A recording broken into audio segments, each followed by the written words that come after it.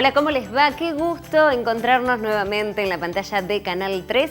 Hacemos Bienveniños, este programa dedicado a la salud y al bienestar infantil. Te podés contactar con nosotros a través de Facebook. Nos encontrás como Bienveniños TV3. Allí dejar tu foto, la de tu familia, la de tus hijos. Así la compartimos en este programa. Y además también podés hacernos sugerencias, consultas que vamos a intentar responder en Bienveniños. Te vamos adelantando el contenido de hoy en estos avances. Hoy en Bienveniños hablamos sobre la enfermedad celíaca. ¿Qué es? ¿Cuáles son los síntomas? ¿Cómo se diagnostica? ¿Y cuál es el tratamiento? Además conocemos la función de Hacela Rosario, una asociación que brinda al enfermo celíaco asesoramiento en forma permanente.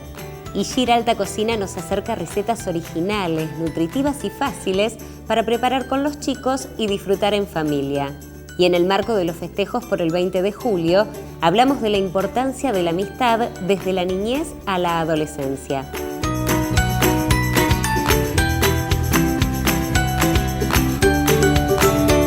Y tal como lo adelantábamos en nuestros avances, vamos a hablar de la enfermedad celíaca. Le trasladamos las inquietudes a Andy Criboy, médico pediatra. Bienvenido, ¿cómo va eso? ¿Cómo estás, Vale? Muy bien, la verdad que bien, y con dudas y algunas consultas respecto a esto de la enfermedad celíaca, que parece que se ha puesto de moda, porque ahora cada vez más escuchamos a gente que tiene justamente esta enfermedad. En general, bueno, la enfermedad celíaca es una entidad que afecta el intestino delgado de las personas. En el intestino delgado se produce un proceso inflamatorio, una intolerancia, una alergia, digamos, un proceso inmunológico donde el causal de esto es el gluten, que es una proteína que se encuentra en algunos cereales, que son el trigo, la avena, la cebada y el centeno. De ahí viene el TAC. El TAC. TACC. Que aparece en muchos productos. Que aparece en muchos productos porque desde que se ha reglamentado una ley, después vamos a conversar, gente que trabaja mucho para que esto se haya logrado y trabaja diariamente para sostenerlo, pero desde que se logró que se reglamente una ley es obligatorio que los productos informen de si tienen o no un contenido de esta proteína, que es la que originaría el problema en el intestino delgado. ¿Y cuáles son los síntomas que tiene el paciente justamente para poder detectar o para seguir justamente en el paciente que tiene celiaquía? Bueno, en general, cuando hay una cuestión genética de diagnóstico previo, uno lo busca, pero si no, espera la sintomatología. Hay cuadros clásicos que en general no se nos pasan a los pediatras. El pediatra en general es el que tiene más presente esta enfermedad. Si esa persona sorteó la edad pediátrica, adolescencia y ya está en manos de un médico de adulto, cuesta más que se sospeche. Ni hablemos si no tiene clínica digestiva. Pero en general, en el cuadro clásico es un niño que apenas incorpora esta proteína, que te contaba dónde está incluida, o también podemos tener alguna contaminación, o sea, no es que se come solamente pan, sino que se come a lo mejor un alimento que fue procesado en una línea donde se fabrica otro producto que tiene trigo, por ejemplo. Entonces ese niño apenas se expone el cuadro clásico con esta proteína, empieza con trastornos gastrointestinales, como puede ser una diarrea que no resuelve, o sea, una diarrea crónica, puede ser una distensión abdominal, puede ser una falla de su crecimiento, de su estatura, de su peso, de su estatura, puede ser una apatía, un cabello que no tiene una, digamos, una grosor o caída del pelo. Claro. Y la irritabilidad, que también hay muchos papás que dicen, sí, mi hijo está con un humor terrible, no lo puedo controlar. ¿Puede tener que ver esto? Sí, es un síntoma que puede estar presente, digamos, en muchas causas que pueden dar. Claro, porque como no se siente bien. Pero trastornos del sueño, digamos, hay un combo de situaciones que hacen sospechar que ese niño le está ocurriendo algo, ¿no? Claro. Y bueno, y la detección y el diagnóstico de esto, uno puede hacer un primer avance sobre el diagnóstico con serologías, que es sacar algunos anticuerpos de un análisis de sangre, que ya fueron, digamos, adquiriendo una sensibilidad y una especificidad, quiere decir que se detectan para esa cosa y con mucha precisión. Actualmente tenemos ese recurso.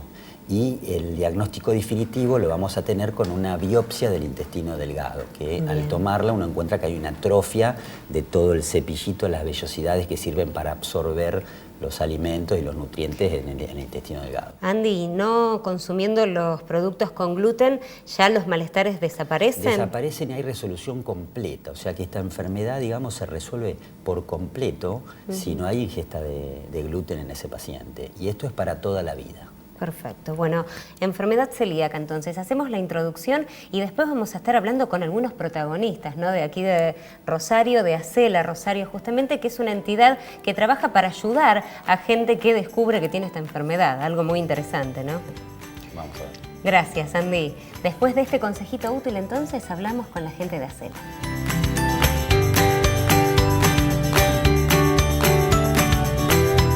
¿Cómo prevenir riesgos cuando llevamos a nuestros hijos a natación o matronatación? Las actividades en el agua son beneficiosas en muchos aspectos. Sin embargo, existen algunos riesgos en la práctica. La mayoría de ellos se controlan con un adecuado sistema de desinfección y mantenimiento del agua. Pero los traumatismos y ahogamientos son los peligros más importantes. El acompañamiento y vigilancia exhaustiva del niño es fundamental para evitar la inmersión accidental, como las conjuntivitis, los moluscos, los hongos en los pies y las diarreas son todo un problema. Es muy importante elegir piscinas que cumplan la normativa de desinfección y aireación.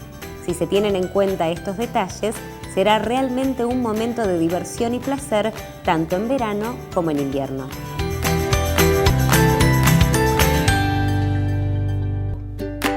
Y después de este consejito útil y de haber conversado con Andy acerca de la enfermedad celíaca, decíamos, vamos a presentar a protagonistas de todo esto en la ciudad de Rosario, como es la gente de Acela, que es un espacio de contención justamente para el celíaco. Y por eso le damos la bienvenida a Silvia y a Edith, que forman parte de Acela Rosario. ¿Cómo les va?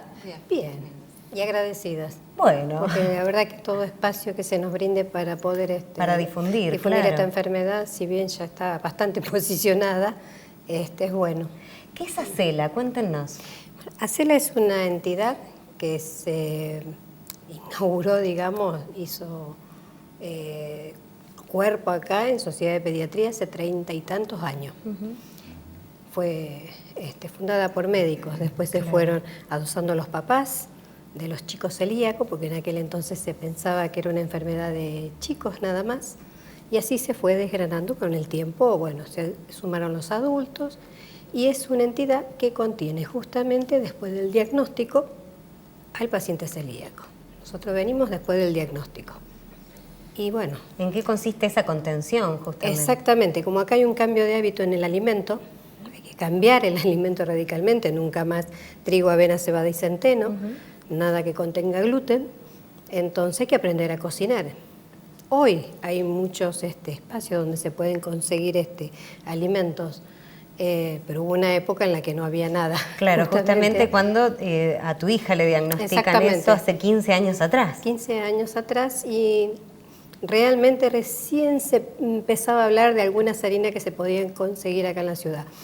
Bueno, Acela hizo muchísimo para que todo esto pudiera tener un marco donde se pudiera conseguir, donde se pudiera traer las empresas de Buenos Aires a traer algo aquí. Hoy se puede decir que la ciudad está muy bien posicionada con respecto a lugares donde se pueda conseguir alimentos libres de gluten.